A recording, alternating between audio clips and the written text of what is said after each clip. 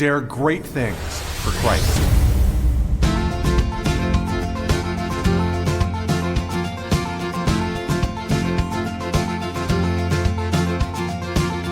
Christ calls us to dare great things. In the marketplace, as well as in the mission field, there has never been a time like the present for the spirit of the Catholic entrepreneur. Now is the time for men and women of great courage and great vision to engage our church and our culture. Now is the time to dare great things. And here is your host as we dare great things, Father Nathan Cromley, the president and founder of the St. John Institute.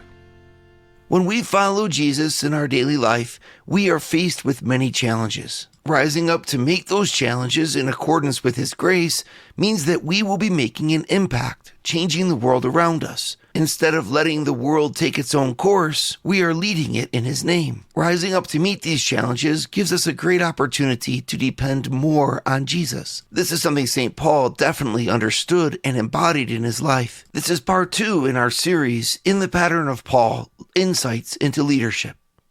Hey everybody, glad to be back with you again. We're here to go deeper, right, at the St. John Leadership Network into what leadership looks like for those of us who are trying to actually follow Jesus.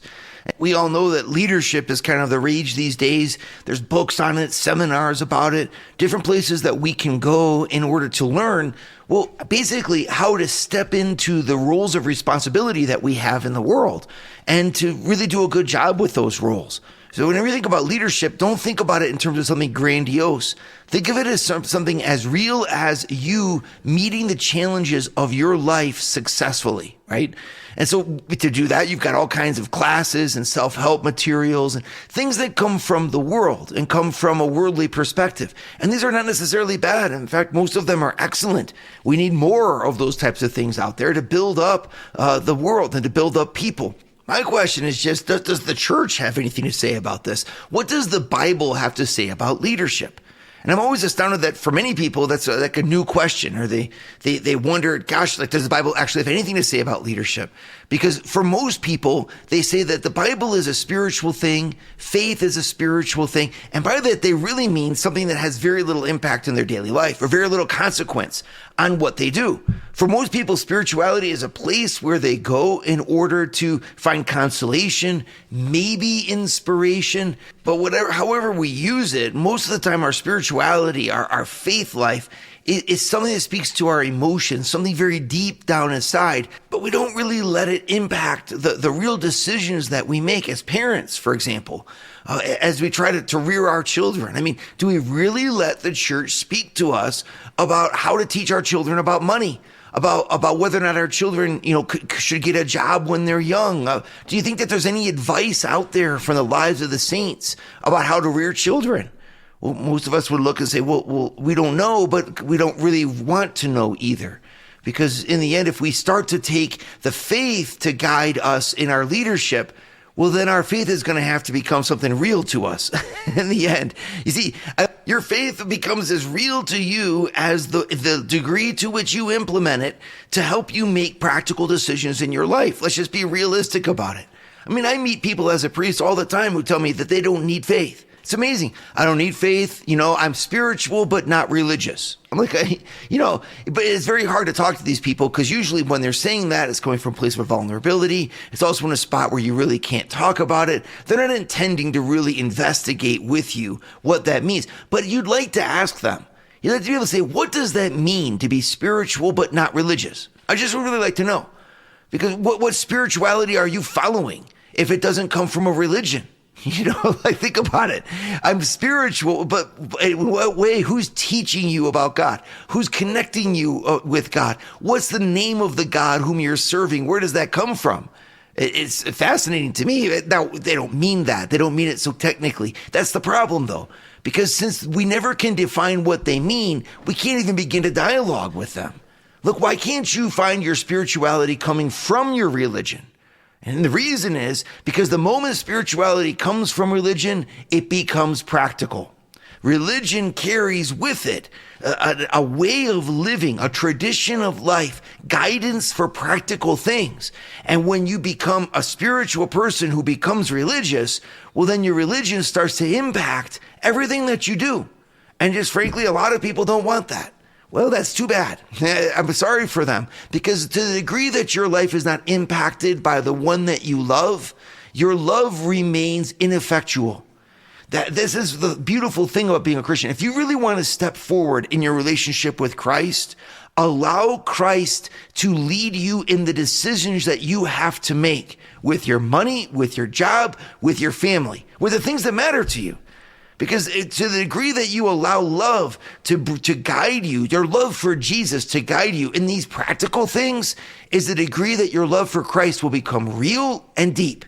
You know, I hear it all the time from people. Father, I just don't know why I need to go to Mass. I don't know why I need to go to church. I don't think like I really need God. They'll even say that. I've talked to people who said that. You can keep your God, Father. I don't need him. You know, but it's an amazing thought. I'm like, why don't they feel like they need God?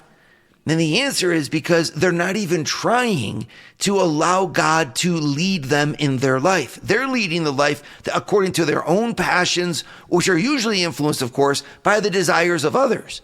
I mean, in the end, who of us is going to live really the autonomous life of saying, I'm living completely free, independent of anyone's approval or anyone's acceptance of me? That's not the way it works.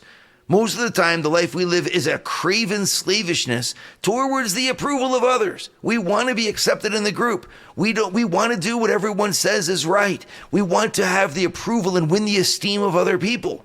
Well, in that case, then I guess that's the God that you're serving. And you're right. Maybe you don't need Jesus Christ of Nazareth to live a life like that. You're doing just fine on your own. My question is, isn't there a greater way to live? Is that really the way for authentic freedom? Is that really the way for you to claim your identity and be who you are? Is that as deep as you want to live, making the people around you happy, making sure that you don't make waves in society? Is that seriously it?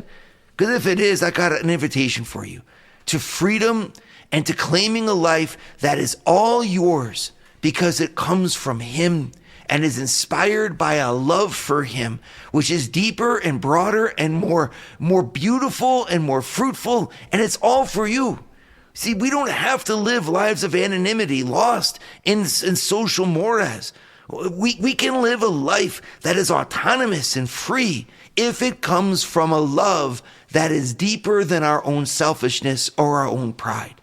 And that's the beautiful thing about Christianity. We're a religion of love. Right? A love for him, a passionate drive for God. And the intensity of love is measured by the degree to which it encompasses everything that we have. We need to let love consume us like a fire, consume the elements of our life, get down into the nitty gritty, be a part of the decisions that we make with our business, for example. The decisions that we make with the stances that we take in society. Someone who's in love doesn't put their friend, the one whom they love, in a box and say, you can only interact with me when I feel like it. You know, someone who's in love yields their life to the one that they love. It's just common sense. And I'm here on behalf of Jesus Christ to say, let him in. Let him in to the depths of the real places that you are struggling. Your decision points, the places of your trials, the places of your sadness, the places of your joy and of your ambition. Let Jesus Christ be what fuels you deep inside. And when you do that, you'll suddenly discover a whole new element to your faith and a whole depth to it that allows you to then lead in his name and become his instrument. And that's exactly what St. Paul did. And that's exactly what I want to talk about in today's lesson.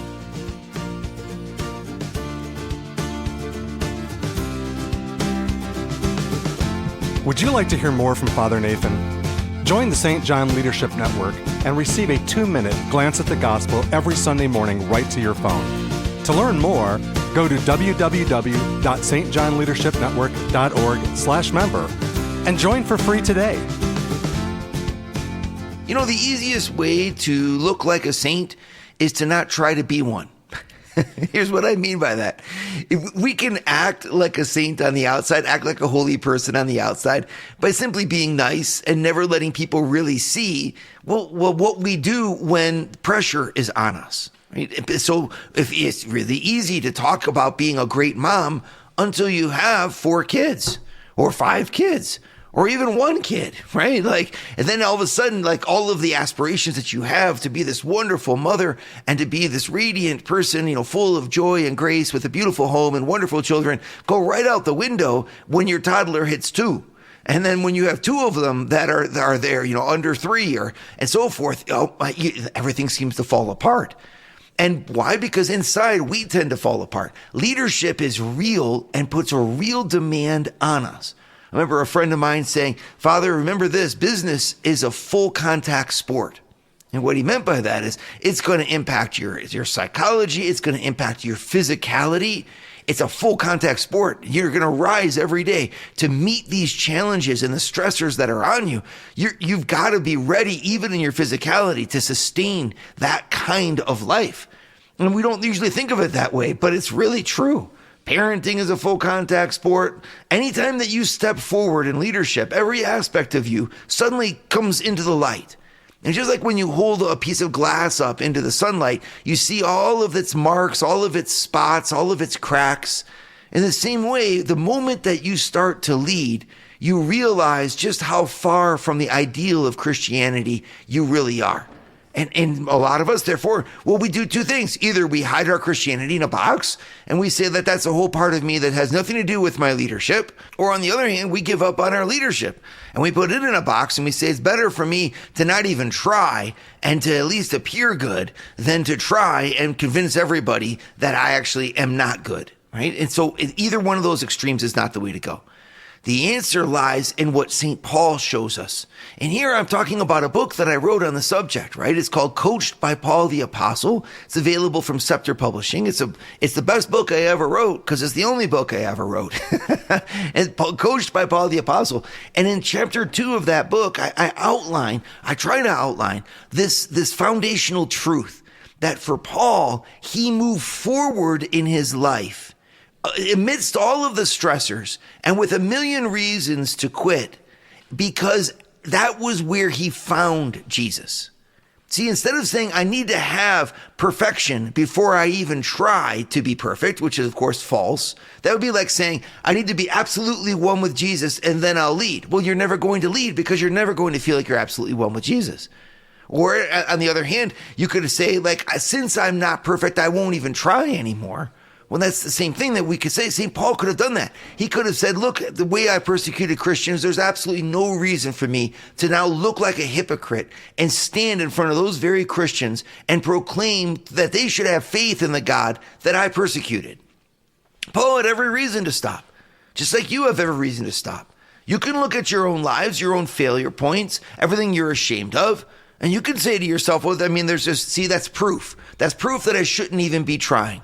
And when you do that, you'll let somebody else take the stand and take society, take the groups that you could influence into a place where maybe they shouldn't be. I mean, when you look at some of the decisions that are made by leaders today, these are not informed by the gospel.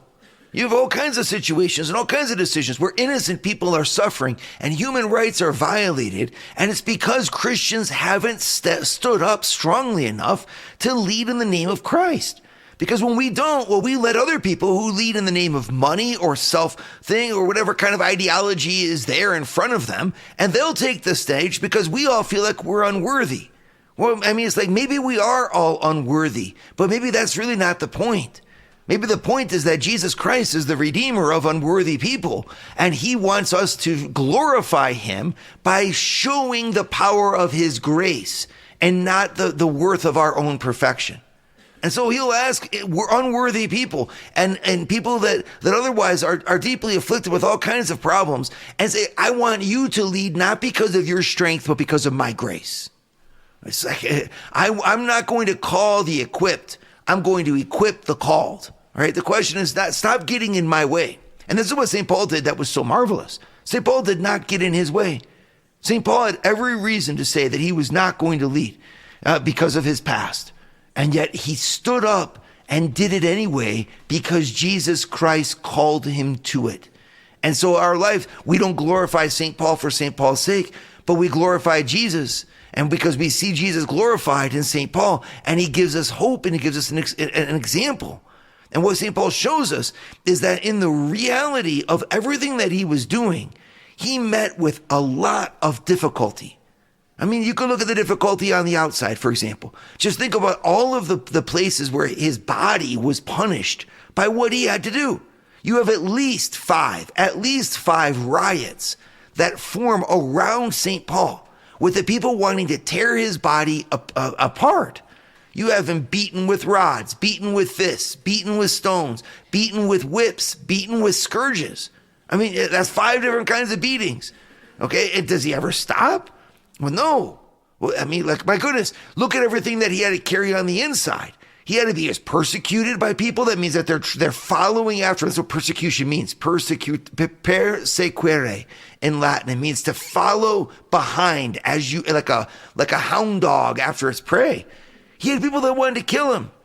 They found out, for example, what he said in Lystra when he went to Derbe. And then he goes to Derbe, and the people, then they find out from Lystra that he's in Derbe, and they go after him. He has to flee from Derbe to go all the way back again. They find out what he's doing in Jerusalem and Damascus, and they send people to knife him in Damascus. Then they find out what he's doing when he's in Thessaloniki, when he goes to Berea, and then they send people into Berea, from Berea to Athens. They're following him, trying to trip him up. And he has to deal with the fact that people in his own audience are going to betray him, that the people that he trusts are going to betray him. And in fact, sometimes they do. He has social pressures of the powerful people in society rejecting him, the social pressures of the non-powerful people in society not listening to him. And Paul just pushes ahead, his eyes fixed in faith on Christ, and he doesn't stop. Why? Because in all of these challenges, Paul, as he says, in all these things, we are more than conquerors. Well, that's quite a thing. This is Romans 8. He says, hunger and persecution and nakedness and danger and in the sword, all these things. He says, every day I go out like a lamb in front of the butchers. That's what he says. And yet in all these things, I am more than a conqueror in Christ Jesus, who has loved me. Right? So it's like, my goodness. See, the problem isn't on the outside. Leadership thrives on problems, because problems give us a chance to change the world. Like, for us to rise up and meet the problems that are in front of us, that's the first step to changing them. Right? And if we're going to meet them with God, then problems are our playing field. I need to run. It's not the problems on the outside that matter. It's the problems on the inside. It's the doubt in our heart. It's the pride in our heart. It's in our heart, our own way of judging ourselves outside of Christ. And so we say, I'm not worthy to speak in his name. I'm not worthy to be his minister. I'm not. And Jesus is smiling at us the whole time, being like, that's where you begin. Where you're saying you stop is actually where I say you begin. Because it's not a question of you being worthy. It's a question of you being called and following that call. If we do that, you know what's going to happen, everyone? We're going to suddenly need Jesus. You see? We're going to need him, because we're not sufficient of our own to rise up and lead the lives that we're supposed to lead. We're not sufficient on our own to do what we're called to do in our daily life. We absolutely need Jesus in order to be the loving, radiant people that we know we want to be in his name. And this is where St. Paul teaches us that leadership leads us to dependency on Christ. And that is the doorway to holiness.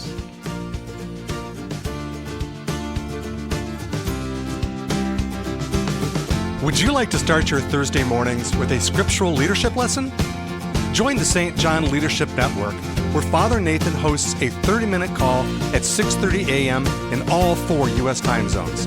To learn more, go to www.stjohnleadershipnetwork.org/member and join for free today. In our church's tradition, the saints have had a big part to play in helping us understand some of the riches that are found in the gospel. And we call it our tradition. Well, in the tradition of the church, that is the writings and the lives of the saints who have lived their life following Jesus, there's a reference point where the saints have pointed us back, saying, when you want to know what you're supposed to be following when it comes to living out Christ's disciples of Christ in the world, the example is that of the Passion. Jesus taught us things. He did things that are so great and astounding that most of us will never be given the grace to do because that's not our place. Working miracles is what I'm thinking, raising the dead and all of this. I mean, obviously that has a place for many, but like for many others, it's not where God's calling us. So you say, well, then what am I supposed to imitate? As I follow this, where's my example? In the tradition of the church, the saints point us back to say, you follow Jesus in his sacred passion. Right? So as he looked to the heavens and then embraced the cross and gave all of his strength that he had, his talents, his skills, so to speak, for us in our world, just as he took his strength to carry the cross, so we deploy our talents and our skills and our time and the grind of our life into accomplishing what we need to do. Okay, so this is a wonderful thing. And we do that in the toil and the labor that we are called to engage in as members of a family, as members of a society, as runners, people who run a business, right? All these things, that's the daily context, and it's like a passion. Because just as the Lord used his strength to carry his cross, to make of himself a sacrifice of love to the Father, well, so in the same way, we who are Christians, we deploy our strengths in the places where God gave us to lead, and we accept the pain and the suffering as we sacrifice our life to the Father as an act of love. And we do this also, of course, by loving the people that are around us. I think about when I give an example of what a mother is, for example. I often think of a mother like a candle. All of the beauty of a candle, its light, its heat, its radiance. It's just so lovely to see the flame burning in a room. And wherever a candle is lit, people gather around. And of course, you see this in the radiance of a young mom. And everyone she's a source of life. And the children gathered around her because in her they find love and acceptance and guidance and strength. And it's beautiful. And yet the thing is as a candle burns, the flame is burning the wax. And the longer that flame burns, the less of the candle that there is. A mother and a father, right, literally pour their lives out for their children. And they come to the end of their days too weak to even breathe. And then finally finish their lives. But they finish them because they gave them. They gave their lives to their children. And all of us know that there's no other way to really live than to live by dying. Well, that's following Christ in his passion. You don't have to be a good parent, just like you don't have to expand your business. Matter of fact, you don't even have to try to get a job if you don't want to. You don't have to do a lot of things in life. But life isn't about what we have to do. Life is about what we get to do because we've chosen to give our life as a gift of love to other people. And as a gift of love to other people because of our love for our God. And yet, will it cost us? Absolutely. That's why we look to the passion of the Lord. Because it cost him his life to save this world and to save us. And it cost him his life as he gave himself to the Father's hands, confident that the Father would raise him again from the dead. Just as we are confident that we too will be risen again from the dead. You see, it's an amazing thought that we're actually living out in our life and like a little incarnation of the passion. He shared with us this opportunity to look at our life as an opportunity to serve, to be poured out, to give, to lift up. And for that, we need to embrace this vocation of leadership as the place where we do that. Well, if we look at his passion as the example and following in his footsteps, then we also realize that there's no other way for us to live it except the way that he did. I mean, if we want to live it as Christians, if we don't want to live it as Christians, there's many ways to live it, right? But none of them are good. You want to live it as a Christian? Okay, then we look at Jesus as the pattern. And this is what I mean. You embracing your leadership in his name does not mean that suddenly you no longer lead, that you have to put your intelligence in a box or make your decisions in some sort of esoteric fashion as you feel the Holy Spirit is guiding you or whatever it might be. I mean, that might be valid, but it's also valid to make your decision based upon the numbers, and based upon the decisions that you've always made them on. There's nothing wrong about being a business person. There's just something wrong about being a business person outside of God. Why not let God be the what leads you in your business? Why don't you let God be the one who's leading you in your parenting? Why don't you let God, instead of thinking that he's going to destroy the beautiful things that you like in your life, what if you gave him a chance to, instead of destroying them, perfect them? Because that's exactly what he's always done. That's exactly what he's the God who made everything that is beautiful and everything that is good. Why do you think that letting him into your leadership would somehow make your leadership less effectual or less impactful or make your life somehow not good? I know that we can be afraid of the cross because we say, well, he's going to bring us to the cross. I remember listening to a fellow tell me, I said, why aren't you following Jesus? And he said, because everyone who follows Jesus suffers, and I'm terrified of suffering, you know? And like, I can understand that, right? That's a genuine feeling, and we can understand that. But in the end, like, my friend, suffering is really not the problem because you're suffering already. You're suffering more by your fear of suffering than any real suffering could ever bring you. Well, I would say the same thing. You think your life is excellent outside of God, but in fact, the real excellence it can find inside of God makes everything else pale in comparison. St. Paul, in the way that he followed Christ, gives us such an example. He met Jesus by exerting himself. He found holiness by trying to bring it to others.